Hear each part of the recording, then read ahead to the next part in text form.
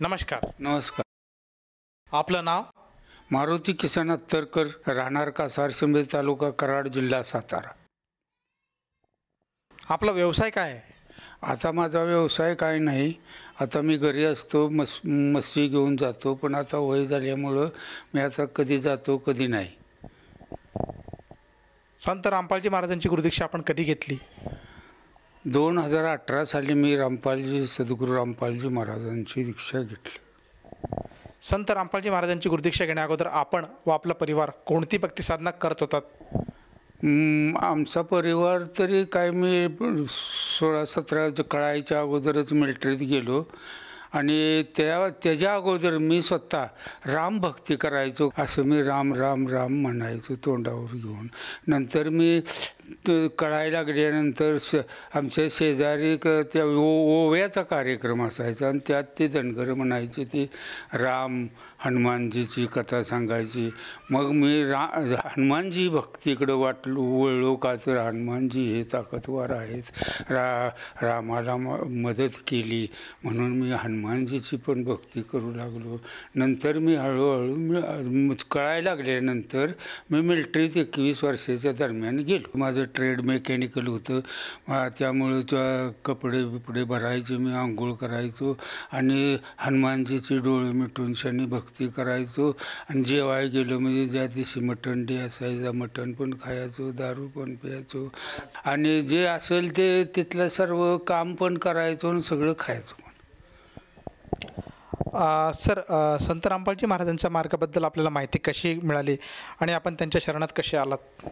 मी मिलिटरीतनं पोलीसमध्ये गेलो, पोलीसमधनं रिटायर झालो आणि रिटायर झाल्यानंतर मसरं घेऊन जायचो, संध्याकाळी मसरं बांधायचो आणि सद्गुरू रामपालजी महाराजांचा चॅनलवर मला धार्मिक वेड होतं आणि त्यांचं ते त्यावेळेला सद्गुरू रामपालजी महाराजावर जाकीर हुसेन असे मुसलमानांचे धर्मगुरूच असतील, पण त्याच्याबद्दल मला काही एवढी, पण त्यांचं ती संवाद ऐकून शनी मला खूप आनंद व्हायचा.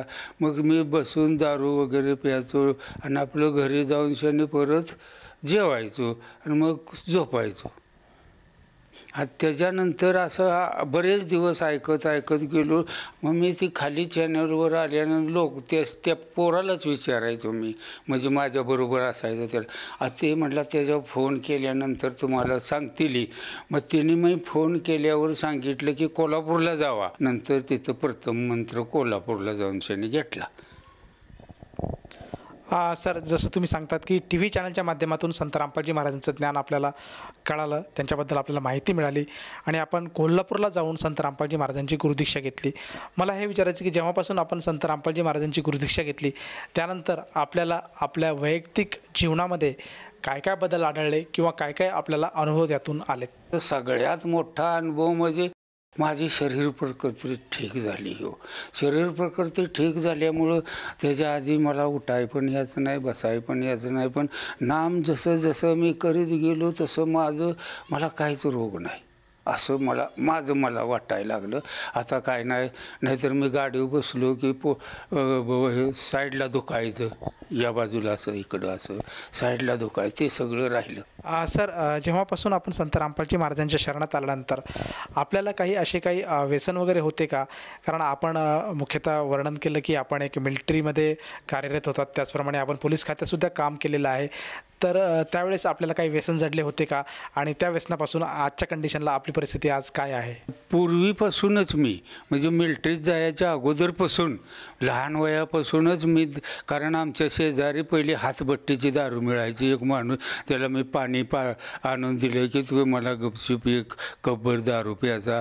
असं करीत मी मुंबईला गेलो. मुंबईला गेल्यानंतर तिथं फारच दुष्काळ होता, मिळू असायचं. मग माझी इच्छा मिलिटरीत जाण्याची झाली. मग मी मिलिटरीत गेलो. मग मला तिथं सगळंच फ्री मिळायचं, त्याच्यामुळं काय वाटायचं नाही. पण पोलीसमध्ये पण आल्यानंतर त्याचं पण काय वाटायचं नाही. परंतु नामदीक्षा घेतल्यानंतर आता माझी अशी व्यसनाची किंवा कुणाला वाईट बोलण्याची ऑटोमॅटिकच बंद झाले. आणि फायदे सांगायला गेले तर खूपच आहेत. आर्थिक परिस्थिती माझी चांगली आहे. मला 2 पेन्शन मिळतात, 40-42 हजार. त्याच्यामुळं माझी आर्थिक परिस्थिती चांगली आहे आणि फक्त माझे घरचंही चांगलं आहे. मुलगाच एक दारू पितो, अजून त्याची काही दारू सुटलेली नाही. बाकी 2 मुलं चांगली आहेत. आता एका मुलाची दारूही सुटली. घरात जास्त काही भांडण तंटा आता नाही. जसं तुम्ही सांगत आहात की संत रामपालजी महाराजांच्या शरणात आल्यानंतर आपल्याला जे व्यसन होतं, जे दारू पिण्याचं, ते दूर झालं. त्याचप्रमाणे जे शारीरिक जे काही त्रास होता त्यासुद्धा आपले दूर झालेत आणि आज आपण सुखी समाधानी असं आयुष्य आज परमेश्वराच्या दयेने आज व्यतीत करत आहात. तर आपल्या ह्या अनुभवातून आपण आपल्यासारखे जे मित्रपरिवार आहेत, जे आपले सवंगडी होते, त्याचप्रमाणे जे आपले नातलग आहे, आप्तेष्ट आहे, या सर्वांना उद्देशून आपण काय संदेश द्याल? गुरुजींच्या पुढं मी काही संदेश देऊत नाही, पण मी सर्वांना विनंती करेन आणि प्रार्थना करेन की सर्व समाजानं आता ही कलियुगात जी भक्ती आता आलेली आहे तिचा लाभ घेऊन, आपल्याला मनुष्य देह मिळालेला आहे, या मनुष्य देहाचा लाभ तुरंत असं मी आग्रह करेन, सर्वांना नमस्कार करून सांगेन की तुम्ही या भक्तीत जरूर या. ही साधना अशी एक आहे की सगळ्या धर्मांच्या, सगळ्या पूजेच्या ही एक गुरुकिल्ली आहे आणि ही प्रत्येक माणसाने घेतली पाहिजे. जर कोणी साधक आज आपल्या आव्हानाला किंवा आपल्या साधेला आज हाक घालत असेल आणि त्यालासुद्धा संत रामपालजी महाराजांची भक्ती स्वीकारायची असेल, तर ती व्यक्ती संत रामपालजी महाराजांची गुरुदीक्षा कशी घेऊ शकेल? आपल्या TV चॅनल चाललेला असतो किंवा आता खूपच चांगली सोय झालेली आहे. आपल्या हिंदुस्थानामध्ये जिल्ह्यात सत्संग झालेला आहे.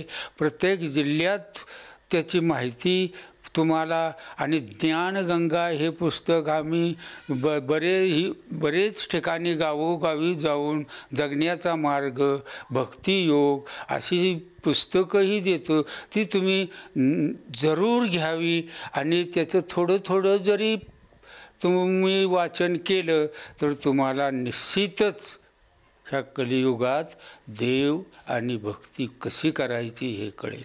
ज्या TV चॅनलवर नंबर खाली पडतात त्याच्यावर फोन केला की तुम्हाला सर्वांना कळेल की कुठं जाऊन भक्ती घ्यायची. सर, जसं तुम्ही सांगत आहात की TV चॅनलच्या माध्यमातून आज TVच्या स्क्रीनवर जे काही आज मोबाईल नंबर फ्लॅश होत आहेत, त्या नंबरवर जर साधकाने संपर्क साधला तर त्याला जवळच्या नामदान केंद्राची माहिती मिळते आणि तेथे जाऊन तो साधक संत रामपालजी महाराजांची गुरुदीक्षा घेऊ शकतो. तर मला हे विचारायचं की या नामदीक्षेसाठी, या गुरुमंत्रासाठी त्या साधकाला किती पैसे मोजावे लागतात? पैसे कधीच काही मोजावे लागत नाहीत आणि शिवाय तिथं गेल्यानंतर तुम्हाला एकटा आनंद होईल. तिथं भंडारा बघून, ती लोकसंख्या बघून आणि तुमचे जे सोय बघून तुम्हाला, आणि तिथले सर्व राम जे काय पाहिजे ते तुम्ही मागितले तर चावल राम, सब्जी राम, ह्या अर्थानं तुम्हाला तिथं पूर्णपणे हे सर्व मोफत आहे. तिथं तुम्हाला 1 रुपयाही लागत नाही. धन्यवाद. संपूर्ण विश्वामध्ये 500 पेक्षा जास्त नामदीक्षा केंद्र आहेत जिथे निशुल्क नामदीक्षा दिली जाते. निशुल्क नामदीक्षा प्राप्त करण्यासाठी आणि अधिक माहितीसाठी संपर्क करा 7030303951 7030303952. अद्वितीय आध्यात्मिक ज्ञान वाचण्यासाठी, पाहण्यासाठी आणि ऐकण्यासाठी संत रामपालजी महाराज ॲप अवश्य डाउनलोड करा किंवा आमची वेबसाईट www.jagatgururampalji.org वर विजिट करा. आम्हाला सोशल मीडियावर फॉलो करा. सर्व पवित्र धर्मांच्या पवित्र शास्त्रांवर आधारित प्रमाणित अनमोल पुस्तक ज्ञानगंगा किंवा जगण्याचा मार्ग यापैकी कोणतेही एक पुस्तक निशुल्क मागवण्यासाठी आपण आम्हाला आपले पूर्ण नाव, पूर्ण पत्ता, पिनकोड आणि फोन नंबरसह लिहून 7030303951 किंवा 7030303952 या नंबरवर SMS करू शकता किंवा 7030303950 या नंबरवर व्हॉट्सअप देखील करू शकता.